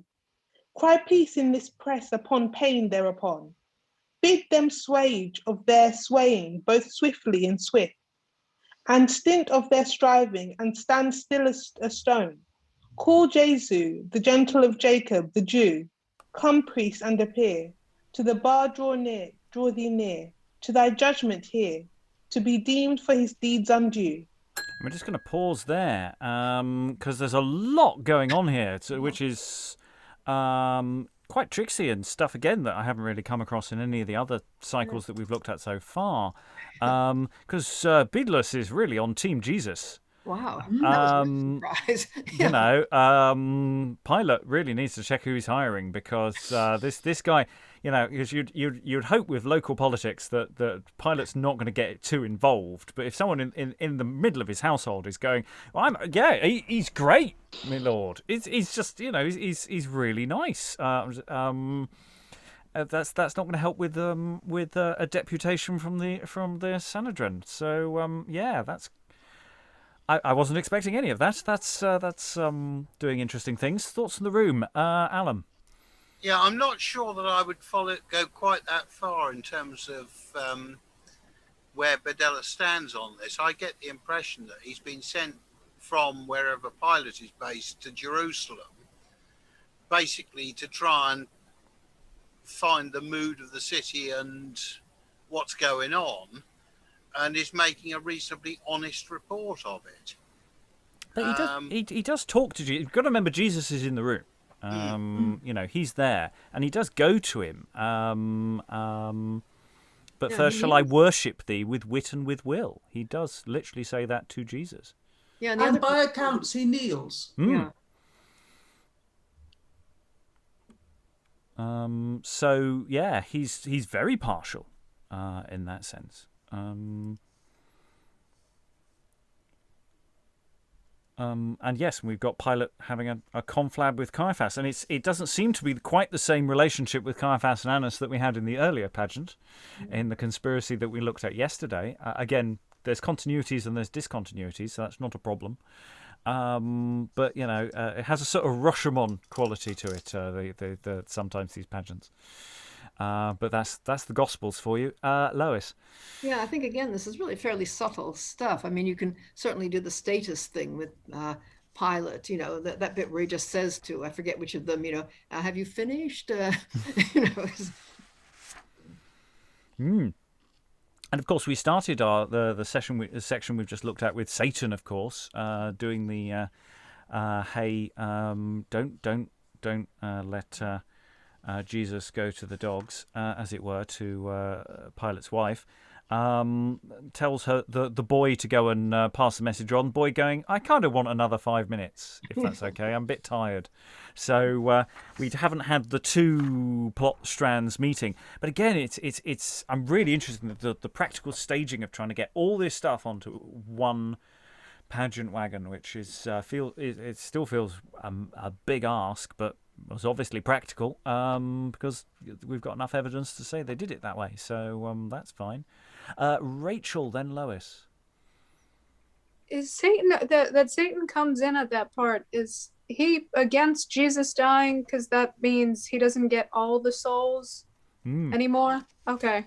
Yeah, it's bad for business. It's really bad for business. Hell gets broken open, and all those souls are saved. Because he's been torturing Adam for ages.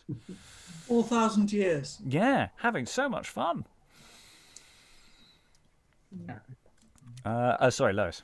Yeah, well, it's just that business about the dream of Pilate's wife, you can obviously, it's sometimes interpreted to suggest that she's really quite a nice woman and one of the earliest Christians. And on the other hand, it can be interpreted as here that it's simply something that Satan puts into her mind because he's afraid of what will happen if the crucifixion goes ahead, and that'll be the end of him. So again, I don't know if you've read any other versions of this where the dream is straightforward. I mean, she really does just dream and there's no satanic influence. We've only had Satan involved, in the dreams, because N-Town has a dream of Pilate's wife, and we did that a month or so ago. Though of course it hasn't been released yet. It's almost going to be released any time soon. We're nearly there. It's going out on the podcast first before it goes out on YouTube. So yeah, I don't know of any. But we've only got Townley left, and I don't actually know what happens in that one yet. Lynn. But Satan sending the dream is not scriptural, is it? In the Gospels, it just says Pilate's wife went to him and said, "I've had a dream. This man has done nothing. Have nothing to do with him." Right? I mean, in the Gospels, there's no explanation for why. Yes, I think they're trying to explain why bad people are doing the right thing at this point. So that's the only way they can do it. Yeah, I think that's the logic. Okay, we still have the last section of the play to go.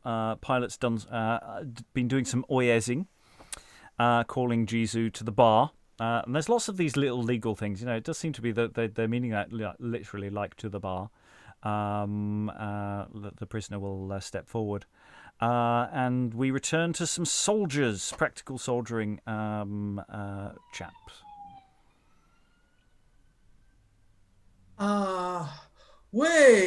Hark how this harlot he held out of her. This lottrel list naught, my lord, to lout. Say, beggar, why brawlest thou? Go bound thee to the bar.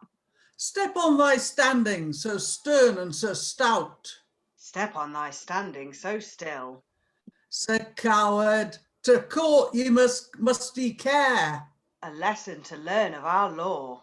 Flit forth, foul might thou fare.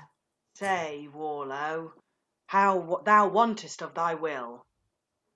O Jesu ungentle, thy joys and japes, thou cannot be courteous, thou Kate, if I call thee. No ruth were it to rug thee and rive thee in ropes. Why fall'st thou flat here, though not flat here, thou foul fall thee, for fear to my father so free?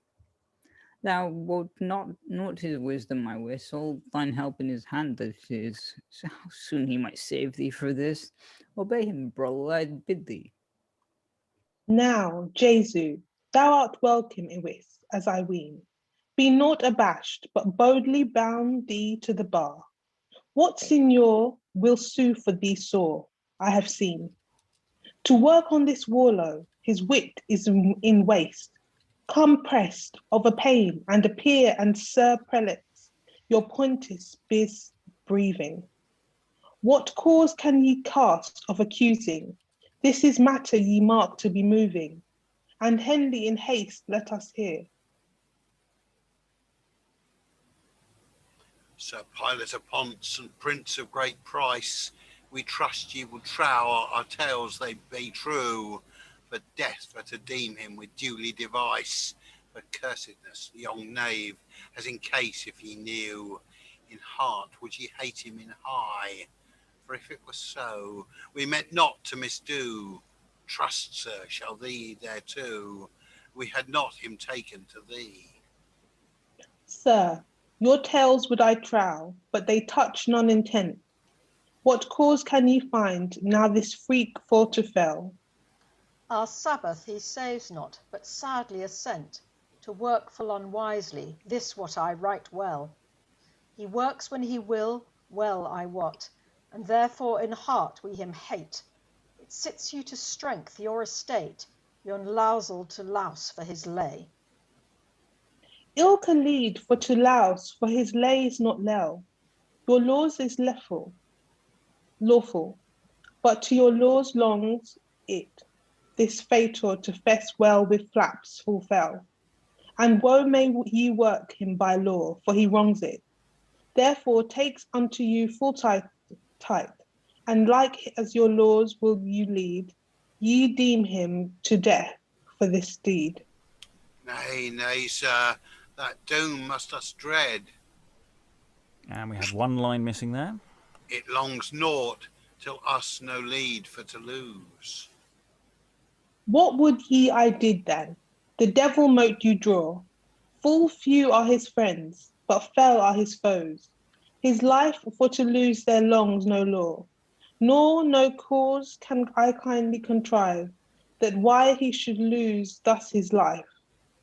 Ah, good sir, it rakes full rife, in steeds where he has stirred mickle strife, of leads that is lail to your life. Sir, halt men and hurt he held in haste, the deaf and the dumb he delivered for dole. By witchcraft, I warrant, his wit shall waste, for the fowls that he fared with. Lo, how they follow yon fool. Our folk, so thus he frays in fear. The dead he raises anon, this Lazar that low lay alone. He grant him his gates for to gone, and pertly thus proved he his power. Now, good sirs, I say, what would ye? Sir, to dead for to do him, or dose him adore. Yea, for he does well his death for to deem. Go lake you, sir, lightly, where learned ye such law? This touches no treason, I tell you. Ye prelates that proved are for price, ye should be both witty and wise, and leg our law where it lies. Our matters ye move thus amel you. Misplease me not your person, ye prince without an peer. It touches to treason, this tale I shall tell. Yon briber, full vainly he bed to forbear the tribute to the emperor. Thus would he compel our people thus his points to apply. The people, he says, he shall save, and Christ guards he call him yon knave, and says he will have the high kingdom have. Look whether he deserve to die. To die he deserves, if he do thus indeed. But I will see myself what he says. Speak, Jesu, and spend now thy space for to speed. These laudings they ledge, thee thou list naught leave on our laws. They accuse thee cruelly and keen, and therefore as a chieftain I charge thee, if thou be Christ, that thou tell me, and God's son, thou grudge not to grant thee, for this is the matter that I mean. Thou sayest so thyself, I am soothly the same, here wanting in world to work all thy will. My father is faithful to fell all thy fame, withouten trespass or tain am I taken thee till.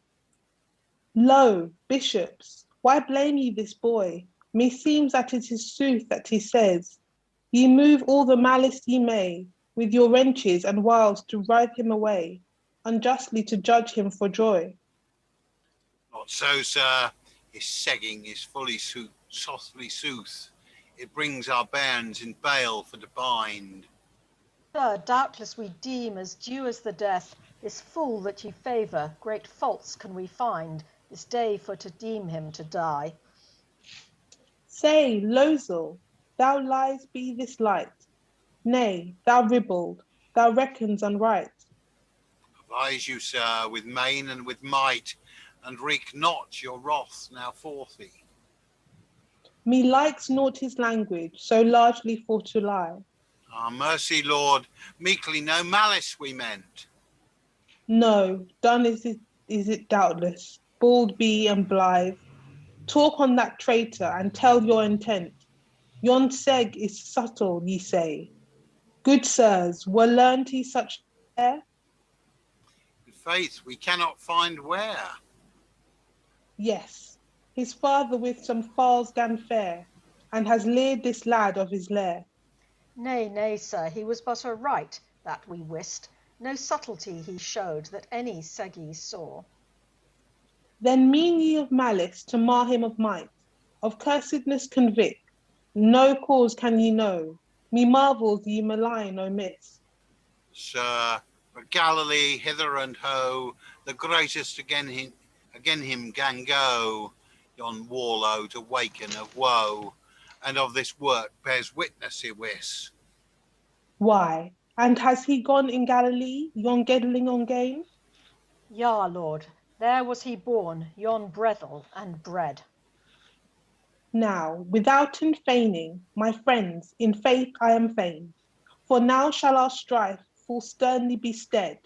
Sir Herod is king there, ye ken, his power is proved full pressed, to rid him or reave him of rest, and therefore, to go with yon guest, ye mark us out of the manliest men.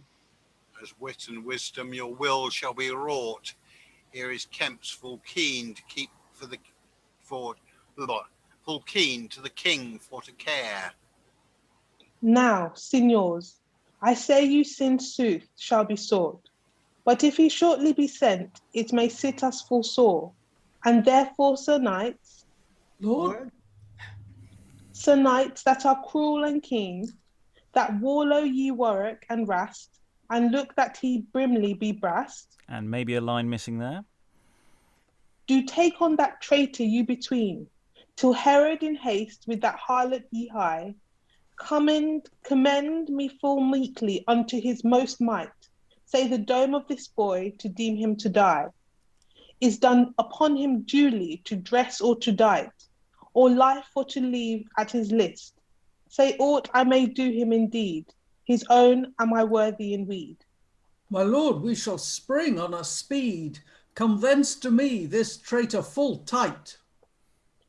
Bew, sirs, I bid you, ye be not too bold, but takes tent for our tribute, full truly to treat. My lord, we shall high this behest for to hold, and work it full wisely in will and in wit. So, sirs, meseems it is sitten. My hound, sirs, he menced you with might. And save you, sir, seemly in sight. Now, in the wild vengeance ye walk with that wight, and freshly ye found to be flittened. And they exit. So, yes, once again, we have the game of Caiaphas just mentions Galilee, and Pilate's little tendrils go up and go, oh, Oh, it's somebody else's problem then. Excellent, not my jurisdiction. Off you went. I do like the conversation with the soldiers at the end there, just going, and make sure he doesn't fall down some stairs on the way to Herod, please. Could you just make sure he gets there in one piece? That'll be fine. Don't get too enthusiastic. There you go. Alan. Yeah, I think whenever you've got the first and second soldiers, even if Christ isn't shown as being speaking anywhere, I get the impression that they're buffeting from either side, which would make sense of the beginning of that scene. Effectively, they're almost sort of shoving him from one to t'other, and if he happens to trip or get hurt on the way, well, they're not really bothered. Eric. No, I was just going to say goodbye. Oh yes, you have to nip off early. Yeah, Ta-ta. sorry. Yeah. Have a good one. Yes, Rachael, you must be exhausted after so much that Jesus said this session. I mean, he just wouldn't stop talking, would he? Yeah. No, I was going to say the language in this one, I said it in the chat, it seems more modern, or somehow that, either more modern or I've gotten used to it. But also, like, what's up with the random French, like bienvenue and, calling people seigneurs in this, or, yeah. Well, it may be in part because of our Norman overlords and just a connection with the nobility speaking a tad bit more French. So it may be a part of that. It may even have to do with source material if elements of this come from a French source. We do have some texts which are in parallel in Norman French and in English. So maybe there's a distant connection, or maybe that it has nothing to do with it whatsoever. Lois.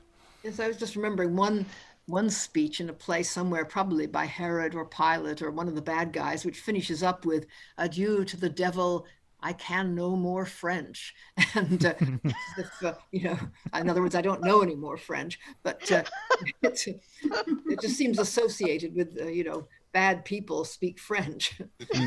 or high status, specifically high status bad people. Yeah. Plus ça change.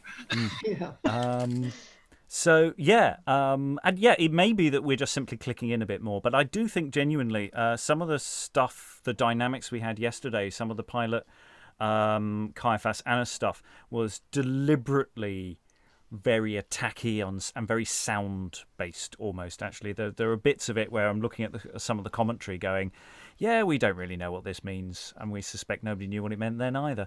But actually, it is playing sort of that kind of game with just sound, though that may be an exaggeration as well, because I do sometimes say things for effect. Alan. I think actually part of it is that this particular play 30, an awful lot of it is fast-paced repartee.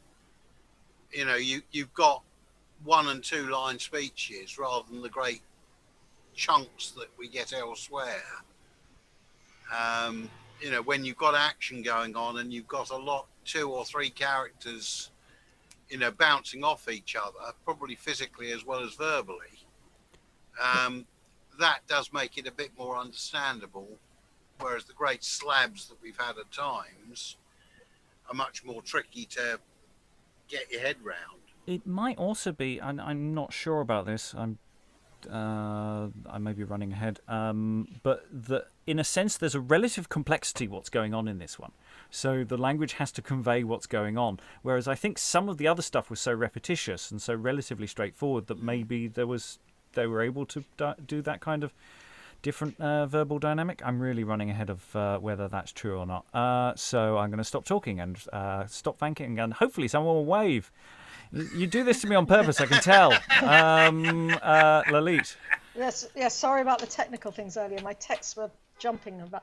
I was going to say, in terms of performance, is any updating of vocabulary needed? Or, I mean, there are lots of words I just didn't understand because I didn't get to look all of them up. And I don't know whether if you say them and know what they mean, that then the audience will know what they mean, or whether they're just some words that have to be updated? It generally for those who do this in practice, it's usually a balancing act between the two. I mean, some of it is they're words that are perfectly modern words, but their meaning has taken a step to the left, and that's one of the big problems. Or that there are certain words where they're using a bit of a word, and it's like we've got, instead of ing, we've got and a lot of the time. So there's a lot of words which are ending in and that's just an alternative to ing, where we might change that to ing because that's a word that we'll get in a practical performance context. So it's a bit of a balancing act. All I've tried to do for this is to update spelling of words that would just be modern words. I've tried to leave anything that looks a bit weird. I may have taken the odd e off the end, but I've generally left relatively in place. And of course, you'd have to keep the number of syllables the same, so that any replacement word you put in doesn't kind of I'm trying to work out what the meter is here, and I haven't. It seems to change a lot. I mean, they're much shorter lines than I've met elsewhere. It's the first time I've read these plays. Well, there's the other question of with an original pronunciation, whether certain sounds in words have sounded. So we tend to lop e's off the end of words, but some of them might have been sounded, but some of them might not have been. So trying to figure out that kind of element is sometimes a lot harder to do. Lois, then Rachael. Yeah, I'm just fascinated by this rhyme scheme. I don't know if there's a name for it. The one we get at the very end here, and divided among three people. So, sirs, me seems it is sittend, my hoon, sirs, immense with might, and save you, sir, seemly in sight. Now, in the wild vengeance ye walk with that white, and freshly ye found to be flittened. I mean, it's just it's great, but it's almost like a limerick. I mean, in the sense that that's a 5-line rhyme as well, but it's not the same rhyme scheme. But I don't know. I mean, I don't know how far in performance you'd want to bring this out, or just pretend it's not there. But it's kind of fun. Well, it's interesting. In performance, sometimes people do lean into the rhyme scheme, and sometimes you don't. I think it depends on the context of what the play is doing as well. If the play is playful, then I think you can be playful. Or that section is playful. If it's incredibly dark as hell, then maybe you lean for something a little more naturalistic. Sometimes they do dance around a little bit as well in terms of naturalism. We were talking about this with the Townley Abraham and Isaac play the other day, which is incredibly psychologically real, and the way it's written is incredibly modern in that sense. And then you leap to something that is doing very different games. We're running out of participants with every second. Rachael. No, it was to what Lalitte was saying, that with texts like these, when I have more time, I take the time to, my part and my partner's part of whatever I'm doing, and just rewrite the text in my own words, once like keeping to the meter and once just ignoring that meter. And then I know there's like somebody made a small like recreation theater of what early modern theaters would look like somewhere, and they decided to do it once in like the accent of the period, and it shortens it goes faster the way that they were talking then than like in a Ben modern. Crystal, I think it was. Yeah, he said they had to. I don't know the name of the theater. Yeah, it's I think it was done at the Globe with a production of Romeo and Juliet, and they actually had to Sorry. Ooh. They had to re-choreograph things to fit. Yeah. Yeah. I mean, there are other. Medieval pronunciation will be different to early modern. But also you've got to remember this is street theatre as well. And though some of the stations that York would have been performing at would have not bad acoustics because of the nature of the way the streets are laid out, you're not guaranteed that. So they've got to be designed to be bellowable, and that means everything has to be slower for the people at the back. It's not necessarily projecting as we know it. It's more in the general direction of bellowing, and that changes pacing as well. And that's where those really consonant-heavy ones really work, because you can throw those things, ba ba ba ba ba, bouncing out there. You can really bounce off in ways. Yes, no, the alliteration makes it much easier to say. I was thinking of Gawain in the Green Knight, as the pearl to the white pea is precious in worth, so in faith is Gawain to other good knights. It's very, you can just kind of like use the consonants to kind of bounce along. Briony, do you have any final thoughts you want to throw in as before everyone disappears in the few minutes remaining? I wish I had something profound to say. I'm still just really enjoying this language, and I'm enjoying that it's been shorter and more choppy between people today, because it can be a lot of fun as an actor to play that kind of quicker back and forth. Lois, any final thoughts? Yeah, thanks for calling on me, because I've got to go at 1:15. I've enjoyed this one too, partly because I always like seeing what they're going to do with some of the more problematic biblical episodes. I'm really curious about this beadle who suddenly started worshiping Christ. I'm wondering if he's going to turn out to be Saint Stephen. I mean, there is this legend about him. There's I think a medieval carol about him, and he was supposed to be, I think, a seneschal. I thought he was in Herod's hall, actually, but at any rate, he gets martyred by people throwing stones at him, and he's often thought of again as the first Christian, because I think this ballad ended with, and therefore is his even, Christ's own a day. That's right. Oh, I know what it is. No, actually it can't be, because I think that's actually happening at the time of the birth of Christ, if I remember rightly.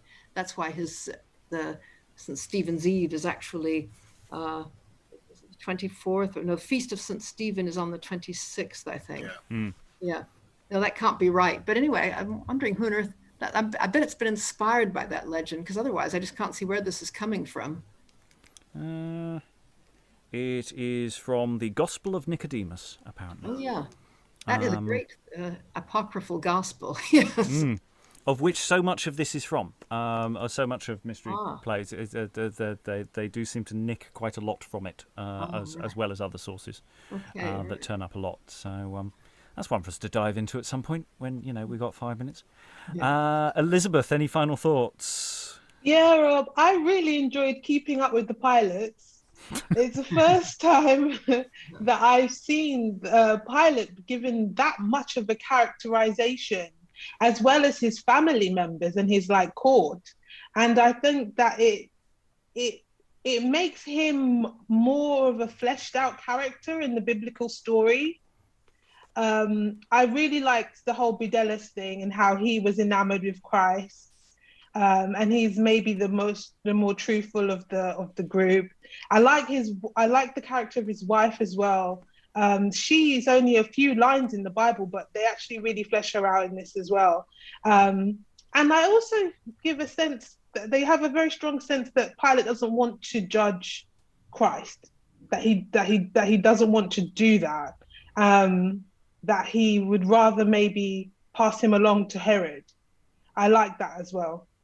Yeah, does the message from Pilate's wife actually ever reach Pilate? It does. I must have missed that bit where I got distracted at one point. But yeah, I did wonder about that. Helen, any final thoughts? I was struck by how very different it is when you have such a long play. The very short pageants I found quite difficult, and I wasn't really enjoying it so much, but it is much better when you've got a good long episode to get your teeth into. But I did wonder about this, because surely the pageants must have been of a length. Why would it be that some places do very, very short pageants and others do very, very long ones? I mean, has anyone given a reason for this? Or there have been experiments to play around with them. I'm sure there are lots of thoughts. Lois, do you know more than me? I don't know. I was thinking that I think there was a theory at one point that they combine several. If various guilds. I mean, already you've got several guilds combining on one pageant, and maybe each of them actually had a separate play. As they got less and less money to be able to to do this, or maybe fewer members even, I don't know. It was just easier to put them together. And then I suppose they might have been putting several pageants into one. It feels like that anyway. I mean, there was one point in this where we clearly were moving from one lot of characters to another lot of characters. It is. I mean, it's 545 lines long. They tend to be somewhere around 300 or less. There aren't that many. I think there are much longer than that. I think this is one of the longest in terms of lines. Of course, we also got to remember there may be music, there may be other action, there may be other stuff going on. That they all perhaps they all time at the same. York's odd because some of the really early pageants in York, the first 7 or so are some of them are incredibly short and seem to really must go together in some fashion. So yeah, it's a really good question of which we don't really know the answer. But people have played around with timings and how they practically would work. So I'm sure there's quite a lot of stuff out there actually that addresses that question. Lalitte, I'll go to you for final thoughts. I was just wondering, yes, were they, this may be considered, were they performed all in one day? I mean, was it that, the carts went round? Yeah. So... York is the prime example of that as a model. Basically none of the others necessarily did that. Chester at one point did that, but then it decided to do it over 3 days instead. So York is sort of the gold standard for this model of how to do it, but it's not the only way it was done. And, there's no guarantees that some years they didn't drop the odd one here and combine the other one there and things like that. So it's a bit... And would it be that the carts moved or that the people moved? The carts moved, yes. Yeah. There were specific stations the carts moved to, and then they performed there, and then they moved along, and they all travelled along. And it seems awfully complicated and hard work, and but it seems that's how it was done. It's got there are interesting connections also. That there are other sort of float type presentations of Bible stories that also are available for around Corpus Christi. So this kind of procession model seems to have a life that exists. Anyway, other final thoughts? Do you have anything to throw in?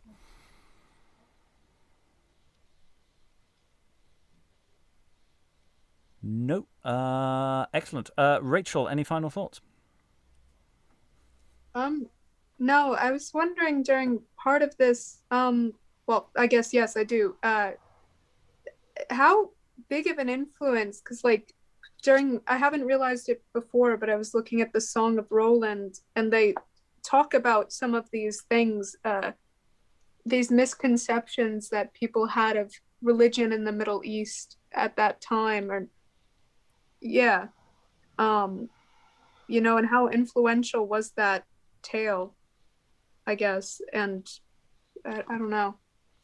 I'm going to officially say that's above my pay grade. I don't know it well enough as a text in terms of its connections with things. I mean, certainly, once again, we've had lots of instances of Mahound, but precisely how that lands to an audience as to whether it's tangentially connected in people's minds with Muhammad or whether it's just effectively a name for a demon, and how that landed then is really difficult to answer. Rachael, I'll return to you briefly, and then I'll go to Alan for Alan's final thought. No, because we had Belial come up too besides that, and they name three, it's Apollon and Belial, and then the other one. But yeah, also this one isn't as I don't know, M-Town seemed to go a little harder at this point on the problematic bits, but this one is still kind of relatively tame and not as bad as I thought it would be today. Yeah, it's the second time he comes back to a pilot that usually it all goes horribly wrong. Alan.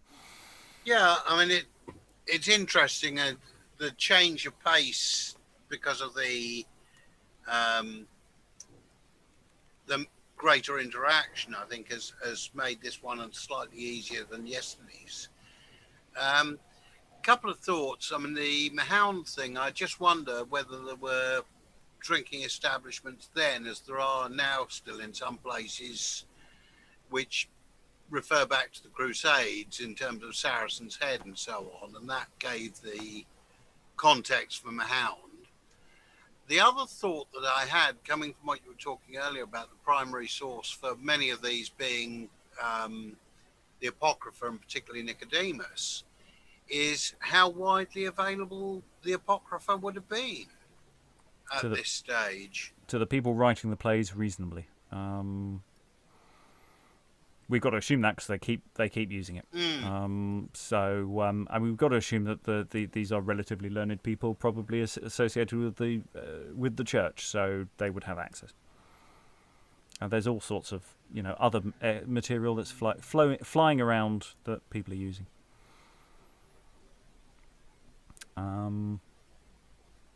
Right, that's it. We've run out of time officially. We've got through plays 29 and 30. We return next time with 31 and 32.